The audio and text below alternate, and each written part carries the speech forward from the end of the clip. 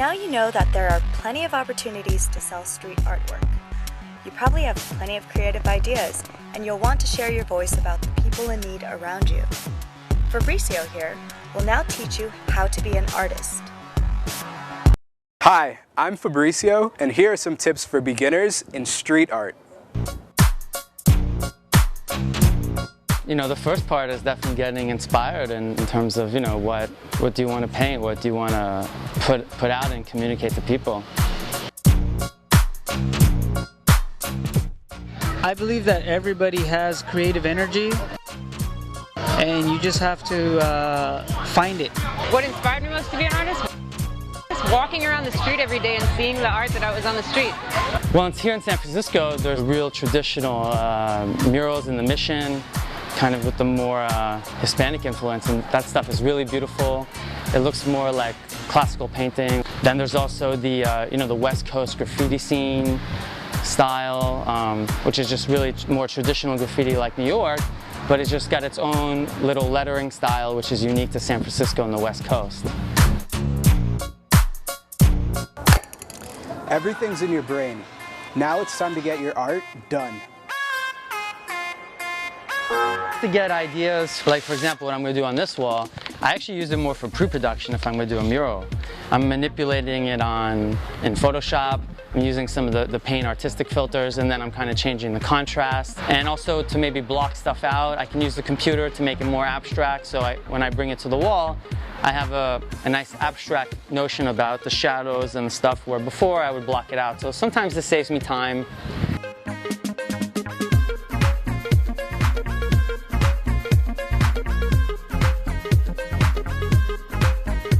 The cans that we sell here are really user-friendly, they're really easy to use.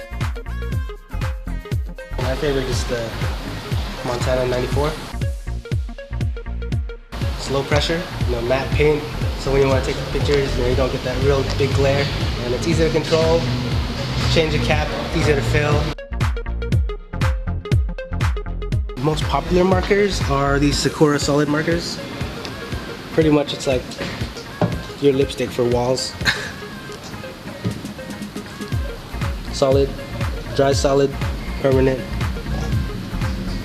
Good to go anywhere. I want to use something that I can easily paint over. I like this cheap laundry marker because it's something that acrylic paint just goes over really easily. So it's not uncommon that to use some stencils in your artwork when you're doing murals, especially because you're working against time sometimes, so you prefabricate your design ahead of time and things like that. Why would I use the spray or why would I use acrylic?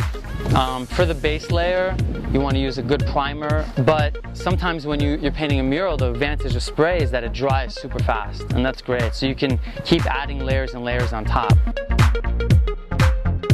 Just get some cans, buff out the board, and practice. Just draw lines. Try to draw the same line over and over. Draw a circle, and draw it over and over.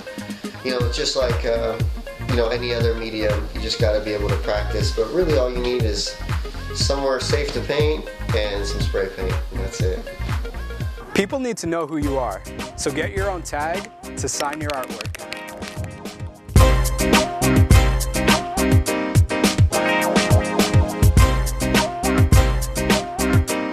Tagging is like your signature or your autograph. I love tagging. I love to see it. And it evolves. It's just like, it's a growth. It'll start with tags, and then after the tags stay there for long enough, it'll turn into street art, and then it turns into this, beautiful sculpture.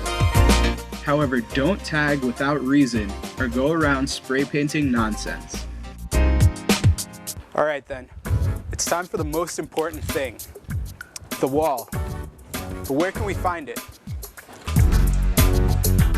Every building belongs to someone.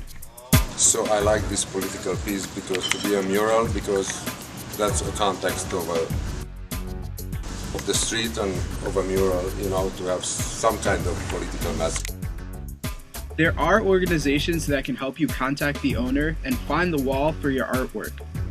Well, you make a proposal, and if they like it, and if there are any wall available, not only this one, they will let you to do it. What happens is the city finds people for like if they have tags on their buildings. So they get tired of getting fined, you know, and they're like, we don't want to pay any money for ticketing, we just want to have some good art up there. Who wouldn't want a cool wall?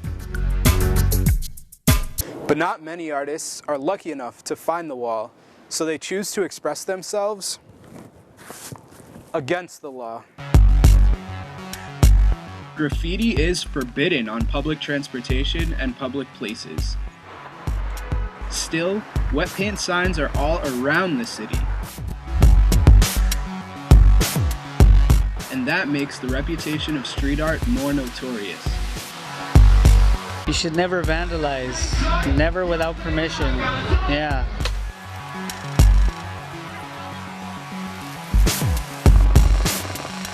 Well, Inbox tonight was all about how to be a street artist. I'll give you guys some time to find your inspiration and the tools. Have a good night. Where's my spray? Oh, thank you, thank you. Now I can...